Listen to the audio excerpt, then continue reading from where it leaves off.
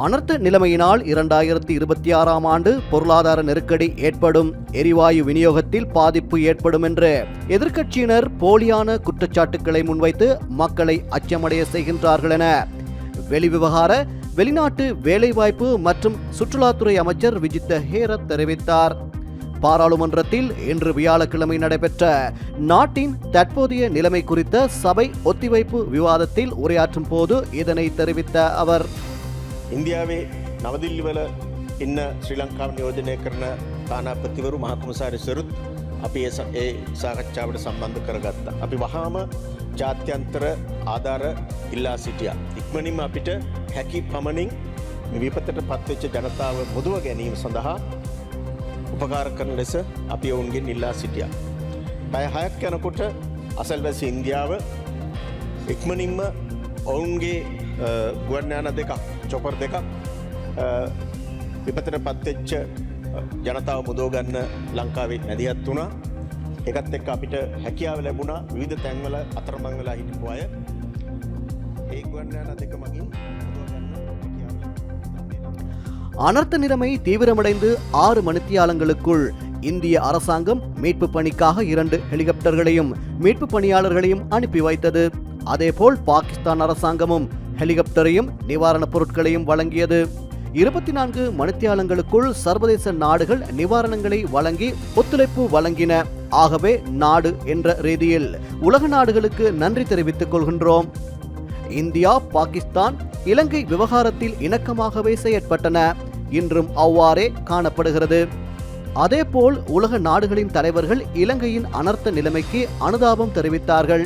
இலங்கை தனிமைப்படுத்தப்படவில்லை என்று உலக நாடுகள் நம்பிக்கை அளித்தன. அதேபோல் சர்வதேச நிதி நிறுவனங்களும் இலங்கைக்கு நிதி மற்றும் ஏனைய நிவாரணங்களை வழங்கியுள்ளன.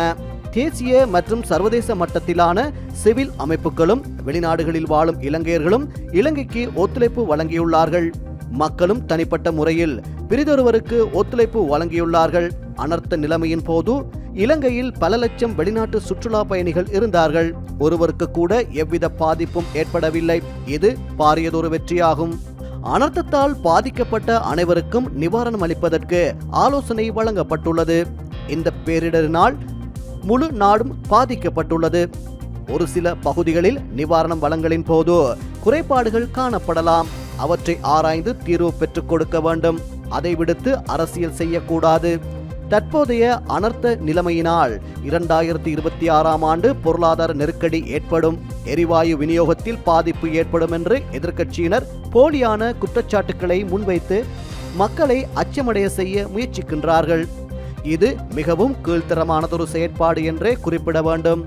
பொருளாதாரம் ஸ்திரமாக உள்ளது. வீழ்ந்தாலும் சிறந்த முறையில் மீண்டெழுவோம். அதற்கான சக்தி எமக்கு உள்ளது.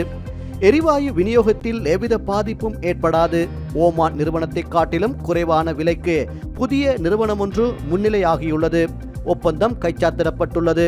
ஜனவரி மாதம் 5ஆம் தேதி முதலாவது எரிவாயு கப்பல் நாட்டிற்கு வரும். குறுகிய அரசியல் நோக்கத்திற்காக பொய்யுரைக்க வேண்டாம் என்று குறிப்பிட்டுக் கொள்கின்றேன் என்றார். මේ රටේ ජනතාවට තියෙනවා.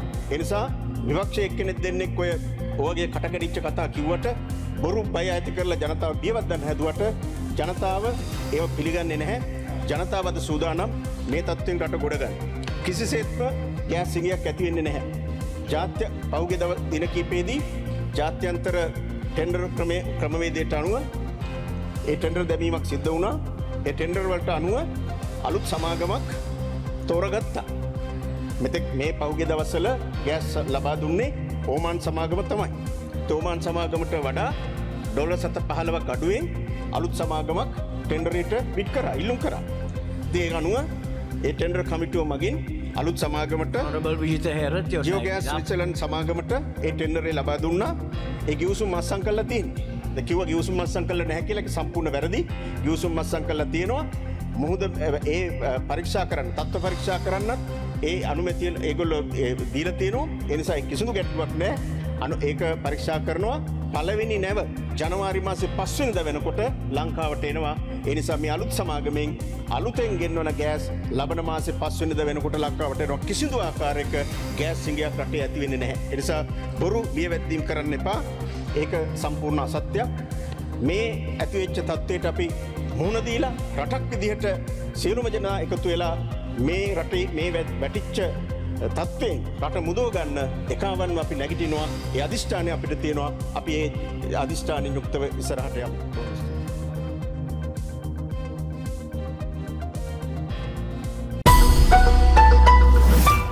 அரசியல் தீர்மானங்களுக்கு அமைய நீர்த்தேக்கங்களின் வான்கதவுகள் திறக்கப்படவில்லை. தொழில்நுட்ப காரணிகளை அடிப்படையாக கொண்டே நீர்ப்பாசன திணைக்களம் வான்கதவுகளை திறந்தது. எதிர்க்கட்சியினர் அனர்த்த நிலைமையையும் தமது அரசியல் லாபத்துக்காக பயன்படுத்திக் கொள்கின்றனர் என்று சுற்றாடல் துறை பிரதி அமைச்சர் ஆண்டன் ஜெயக்கொடி தெரிவித்தார். பாராளுமன்றத்தில் இன்று வியாழக்கிழமை நடைபெற்ற நாட்டின் தற்போதைய நிலைமை குறித்த சபை ஒத்திவைப்பு விவாதத்தில் உரையாற்றும் போது இதனை தெரிவித்த அவர், මිලිමීටර් 400ක් 500ක වගේ වර්ෂාපතනයක් කෙටි කාලයක් තුළ ලැබීම තුළ මෙන්න මේවා කඳුවල තියෙන පස් නිකන් ද්‍රාවණයක් බවට පත් වෙනවා, ගලාගෙන එනවා, බොහෝ කඳු අස්ථාවර වෙනවා. මේ වැරදි මතවාදය තමයි මේකේ වාන්දරටු ඇරී නෑ ක්‍රමානුකූලව. මේ වාන්දරටු අරින්න කලින් මම විමසා බැලුවා 40%ක් 45ක් තමයි මේ කොත්මලේ ජලාශය පිරලා තිබුණේ මේ වැස්ස පටන් ගන්නකොට. එතකොට මේක මේ වර්ෂාපතනයක් එක්ක විශාල වශයෙන් තියෙන වපසරියක් තියෙන විශේෂම මහවැලි ගඟේ. ඒතර මේ වර්ෂාපතනයත් සමග පැය කීපයකින් අපි දන්නවා වැස්ස වැහැලා සෑලකිය යුතු ප්‍රමාණයක කාලයක් යනවා මේකට වතුර එක්කාසු වෙන්න. වතුර එක්කාසු වෙන්නත් ඇත්තටම ගත්තොත් පැය කීපයක් තුළ මේකේ වතුර වැඩින්න පටන් ගත්තා. ඒත් එක්ක එහි ඉන්න දේශපාලන අධිකාරිය මේකට කිසිදු සම්බන්ධයක් නැහැ. එහි ඉන්න නිලධාරීන්, ඉංජිනේරුවෝ තීරණය කරනවා එකක් ඩෑම් එකේ සේෆ්ටි එක, අනිත් එක Honorable Anton Jayakodi, you have 2 more minutes. Safety එක සම්බන්ධයෙන් මේක මොකක්ද කරන්නේ? අන්න ඒ වෙලාවේ ගත යුතු තීරණයක් අරගෙන වාන්දොරට ඇරපු එකක් තමයි මේකට අපේ මම හිතනවා කිසිදු മന്ത്രിවරයෙක් මේ සම්බන්ධයෙන් මේකට සම්බන්ධ නැහැ. දේශපාලනයෙන් මේක තීරණය කරන්නේ. ඒක ටෙක්නිකල් කාරණයක්. ජල සම්පත් මණ්ඩලය, භූවිද්‍යා සමීක්ෂණ කාර්යාංශය, ඒ වගේම ඒ ප්‍රදේශයේ නේවි එක, ආමි එක, විශේෂම රාජ්‍ය සේවය, ඒවා පැත්තේ ඉන්න ව්‍යාපාරිකයෝ, ඒ වගේම මේ ඉන්න ප්‍රජාව මේ විවසනයෙන් ගැලවෙන්න අවශ්‍ය කරන විශාල සහයෝගයක් ලබා දුන්නා. විශාල වශයෙන් කැප වෙලා වැඩ කෙරුවා.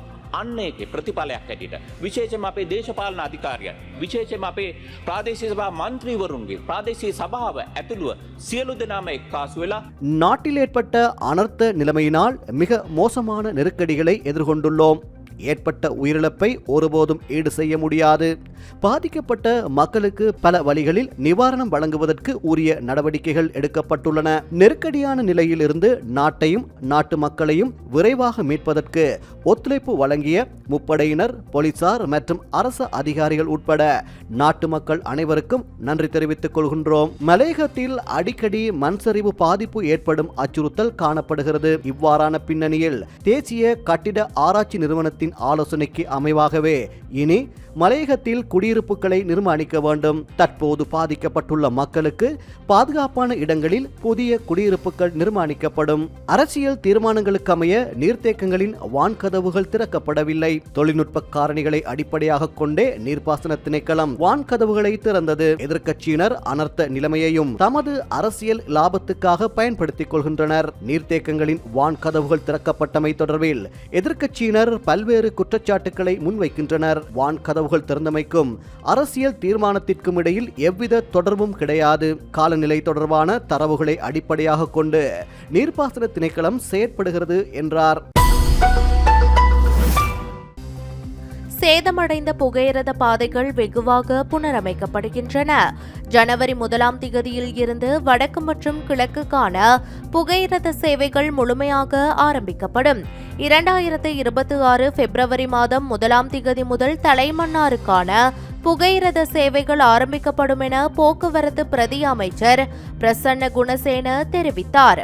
பாராளுமன்றத்தில் இன்று வியாழக்கிழமை நடைபெற்ற நாட்டின் தற்போதைய நிலைமை குறித்த சபை ஒத்திவைப்பு விவாதத்தில் உரையாற்றும் போது இதனை தெரிவித்த அவர், එළවන 2026 ජනවාරි 1 වෙනිදා වෙනකොට අපි උතුරු මාර්ගයේ මහව දක්වා ධාවනය වෙනවා. දැන් මේ වෙනකොට ඒක KKS දක්වාම කංකසතුරේ දක්වාම ධාවනය කරන්න, ඒ කියන්නේ සම්පූර්ණ සෙක්ෂන් එකම ධාවනය කරන්න පුළුවන් තත්ත්වයට හදනවා. ඒ වගේම පුත්තලම් මාර්ගයේ මේ වෙනකොට නාත්තන්ඩි දක්වා ධාවනය වෙනවා. ඒ ධාවනය වෙන ප්‍රමාණය අපි හලාවත දක්වාම දීර්ඝ කරනවා ජනවාරි 1 වෙනිදා වෙනකොට. ඒ වගේම මඩවකල්පු මාර්ගය මුළුමනින්ම විවෘත කරනවා ජනවාරි 1 වෙනිදා වෙනකොට. டிட்வா சூறாவளி தாக்கத்தினால் மத்திய மாகாணம் அதிக அளவில் பாதிக்கப்பட்டுள்ளது. அதேபோன்று போக்குவரத்து அமைச்சும் பாதிக்கப்பட்டுள்ளது. பிரதான மற்றும் சிறு வீதிகள், பாலங்கள், புகையிரத வீதிகள் மிக மோசமாக சேதமடைந்துள்ளன. நாடளாவிய ரீதியில் உள்ள A மற்றும் B கட்டமைப்பிலான வீதிகள் சேதமடைந்துள்ளன. மத்திய மாகாணத்தில் பெருமளவிலான வீதிகள் சேதமடைந்துள்ளன. மலைகளுக்கு நடுவில் வீதிகளை அமைத்ததன் விளைவையே நாடு இன்று எதிர்கொண்டுள்ளது. வீதி அபிவிருத்தியின் போது எதிர்கால திட்டமிடல் குறித்து விசேட அவதானம் செலுத்தப்படும். சேதமடைந்த வீதிகளை அபிவிருத்தி செய்வதற்கு 69 பில்லியன் செலவாகும் என்று மதிப்பிடப்பட்டுள்ளது. சூறாவளி தாக்கத்தால் புகையிரத திணைக்களம் பில்லியன் கணக்கில் நட்டத்தை எதிர்கொண்டுள்ளது. புகையிரத பாதைகள், பாலங்கள், சமிஞ்சை கோபுரங்கள் முழுமையாக சேதமடைந்துள்ளன. மலையக புகையிரத பாதையில் புகையிரத வீதியின் இருப்புகள் மாத்திரமே மிகுதியாகியுள்ளன. புகையிரத பாலங்களை புனரமைப்பதற்கு மாத்திரம் 6 பில்லியன் ரூபாய் செலவாகும் என்று மதிப்பிடப்பட்டுள்ளது. சேதமடைந்த புகையிரத பாதைகளை விரைவாக புனரமைப்பதற்குரிய நடவடிக்கைகள் மேற்கொள்ளப்படுகின்றன. இராணுவத்தினர் முழுமையான ஒத்துழைப்பு வழங்குகிறார்கள். வடக்கு மற்றும் கிழக்குக்கான புகையிரத சேவைகள் ஜனவரி 1 முதலும், தலைமன்னாருக்கான புகையிரத சேவைகள் 2026 பிப்ரவரி 1 இருந்தும் முழுமையாக ஆரம்பிக்கப்படும். மலையகத்துக்கான புகையிரத சேவையை ஆரம்பிக்கும் பணிகள் துரிதப்படுத்தப்பட்டுள்ளன. அனர்த்தத்தால் பாதிக்கப்பட்டவர்களுக்கு நட்டஈடு மற்றும் இழப்பீடு வழங்கப்படுகிறது. இந்த நெருக்கடியான நிலைமையில் இருந்து மீள்வதற்கு அனைவரும் ஒன்றிணைந்து செயற்பட வேண்டும். அதனை விடுத்து அரசியல் லாபம் தேடக்கூடாது என்றார். මේ දිත්වා සුලිකුණාටුව මගින් වැඩිම අපදාවට ලක්විච්ච අමාත්‍යංශයක් මං කිව්වා අපේ ප්‍රවාහන මහාමාර්ග අමාත්‍යංශය.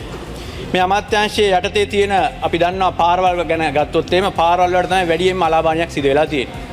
ඒ හා B ගණේ පාරවල් ගත්තොත් එහෙම 572ක් පමණ සෙක්ෂන් සම්පූර්ණයෙන්ම විනාශයට පත් වෙලා තියෙනවා. මේ සියල්ල යථා තත්ත්වයට පත් කළ යුතු තත්ත්වයක තියෙනවා. අපිට වැය වෙනවා දල වශයෙන් රුපියල් මිලියන 68844. බිලියන නම් දල වශයෙන් 69ක්. මේක අපි දිස්ත්‍රික්ක වශයෙන් වෙන් වශයෙන් ගත්තොත් එහෙම පළාත් වශයෙන් වෙන් කරලා ගත්තොත් එහෙම මධ්‍යම පළාතට විතරක් ඒ බිලියන 69න් බිලියන 52ක්ම වැය වෙන්නේ මධ්‍යම පළාතේ පාරවල් A හා B පාරවල් පමණක් යථාවත් කිරීම.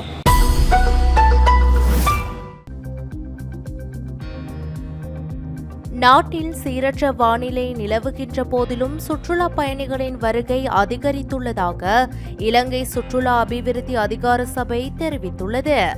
அதன்படி டிசம்பர் மாதத்தின் முதல் 2 வாரங்களில் 90,000க்கும் அதிகமான சுற்றுலா பயணிகள் நாட்டுக்கு வருகை தந்துள்ளதாக இலங்கை சுற்றுலா அபிவிருத்தி அதிகார சபை குறிப்பிட்டுள்ளது. டிசம்பர் மாதம் 1 முதல் 14 வரையான காலப்பகுதியில் 93,031 சுற்றுலா பயணிகள் நாட்டுக்கு வருகை தந்துள்ளதாக அந்த அதிகார சபை குறிப்பிட்டுள்ளது. இவர்களில் அதிகமானோர் இந்திய நாட்டவர்கள் ஆவர். அந்த எண்ணிக்கை 21,156 ஆகும். அதற்கமைய இவ்வருடம் ஜனவரி 1 முதல் டிசம்பர் 14 வரையான காலப்பகுதியில் நாட்டுக்கு வருகை தந்துள்ள மொத்த சுற்றுலா பயணிகளின் எண்ணிக்கை 21,96,624 ஆகும் என இலங்கை சுற்றுலா அபிவிருத்தி அதிகார சபை மேலும் தெரிவித்துள்ளது.